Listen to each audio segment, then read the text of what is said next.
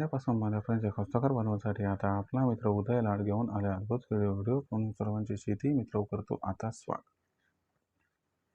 शेतकरी मित्रांनो, आपण सर्वांनी आता थंबनेल पाहितलं आणि आपण सर्वांनी आता टायटल सुद्धा वाचले. चांद्यापासून बांध्यापर्यंतच्या कास्तकार बांधवांसाठी सध्याचा हा लाख मोलाचा व्हिडिओ आणि सध्याची ही लाख मोलाची माहिती. जी माहिती घेऊन आली आहे आनंदाची वार्ता. ज्या आनंदाच्या वार्तेनुसार आता आपल्या सर्वांना या ठिकाणी जोरदार पावसाची शक्यता ही राज्यामध्ये निर्माण होताना दिसत आहे. पण इथं प्रश्न उद्भवला की अखेर कधीपासून आपल्या संपूर्ण राज्यामध्ये जोरदार पाऊस हा दिसणार आहे. चला तर मग आपल्या मनात निर्माण झालेल्या सध्याच्या या महत्त्वाच्या प्रश्नाचे अचूक उत्तर आजच्या व्हिडिओच्या माध्यमातून प्राप्त करूयात. ज्यांना या प्रश्नाचे अचूक उत्तर प्राप्त करायचे आहे त्या सर्वांनी हा व्हिडिओ आता शेवटपर्यंत पाहायला हवा. जिथं वाटते आपल्याला व्हिडिओ या ठिकाणी आवडल्यासारखा तिथंच व्हिडिओला या ठिकाणी लाईक करा. जास्तीत जास्त कास्तकार बांधवांपर्यंत हा अत्यंत महत्त्वाचा व्हिडिओ पोहोचवण्यासाठी जरूर व्हिडिओला शेअर करा.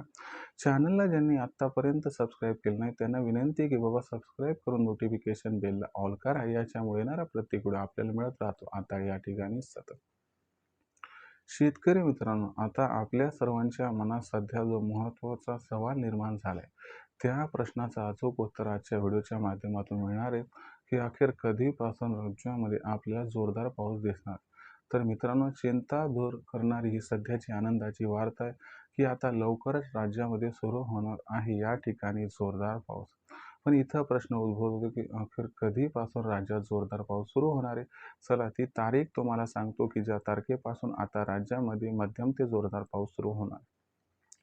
लक्षात घ्या मित्रांनो, सध्याच्या कंडिशनला आपल्याला माहिती आहे की सगळीकडे या ठिकाणी ऊन पडले आणि अशा परिस्थितीमध्ये जमिनीला सुद्धा भेगा पडल्या होत्या आणि त्या परिस्थितीमध्ये आपल्याला आपल्या पिकाकडे त्या ठिकाणी पाहू वाटत नाही.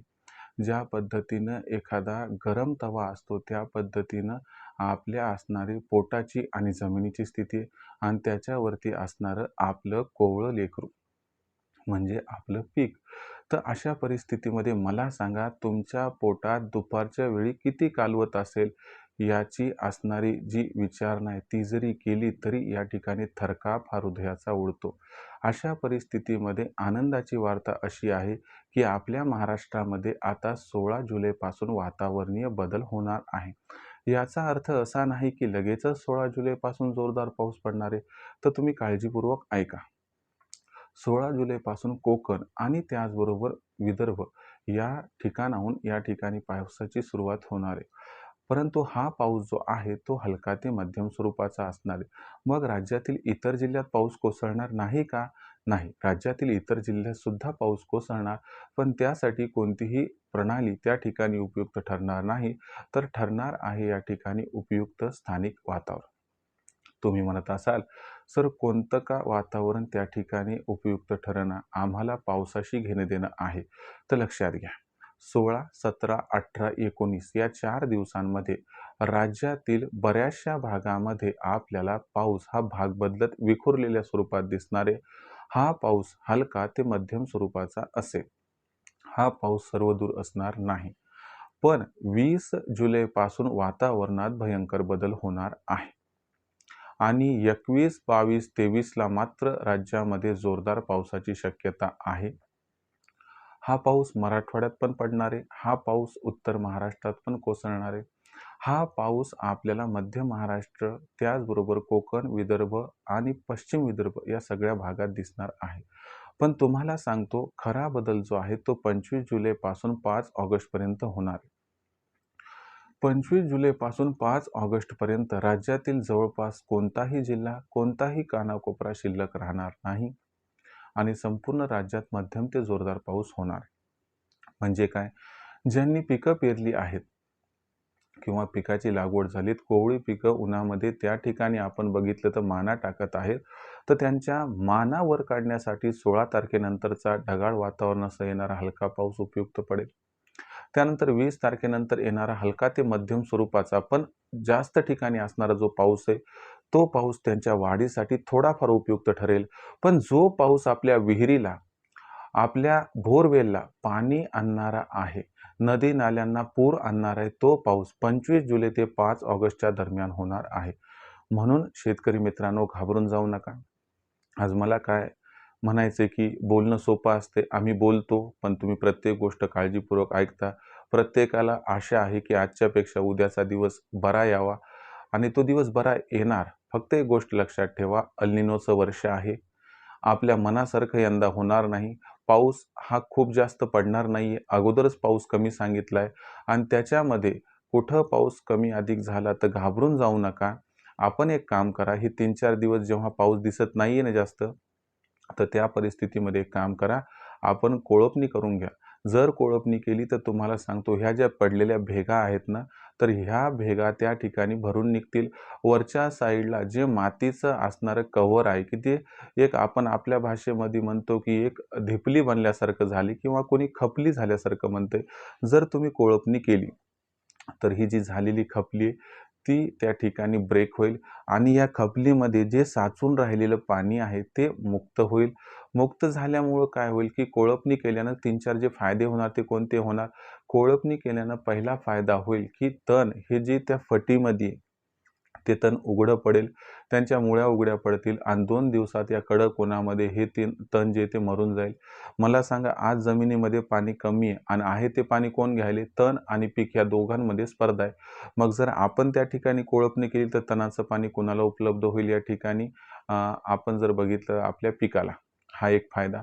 कोळपणी केल्याचा दुसरा फायदा काय केला या ठिकाणी असं जर म्हटलं, तर लक्षात घ्या.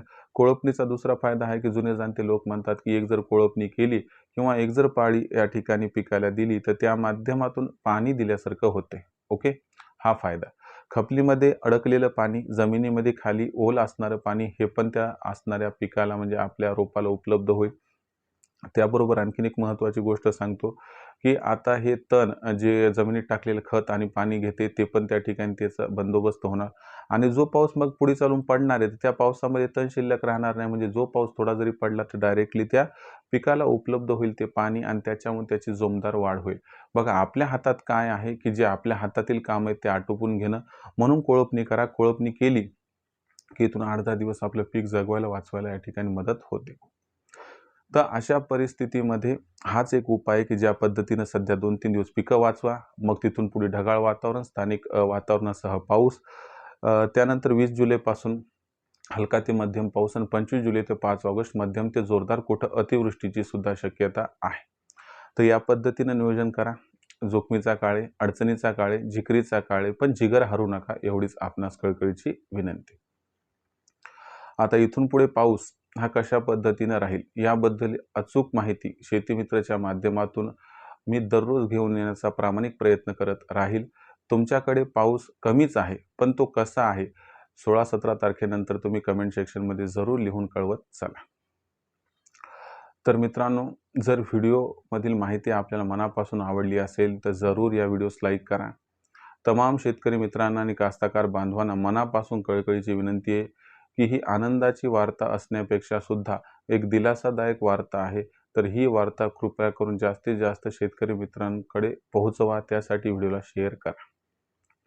शेअर करण्यासाठी आपण पर्सनल WhatsApp नंबर, त्यानंतर WhatsApp group, Telegram group, Facebook, Instagram, Snapchatचाही वापर करू शकतात. राहिला प्रश्न सबस्क्राईबचा, तर या ठिकाणी सर्व कास्तकार बांधवांना मनापासून विनंती आहे, की फार मेहनतीनं ही माहिती एकत्र करून आपल्यापर्यंत पोहोचवत असतो.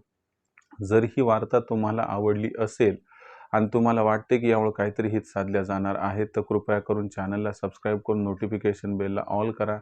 यामुळे अशाच दिलासादायक वार्ता तुम्हाला निरंतर व नेहमी पाहावयास मिळत राहतील. तर मित्रांनो, या व्हिडिओसह एक दिलासादायक वार्ता घेऊन मी पुन्हा एकदा आपल्याला शेतीमित्र यूट्यूब चॅनलमध्ये मिळत राहील सातत्यानं.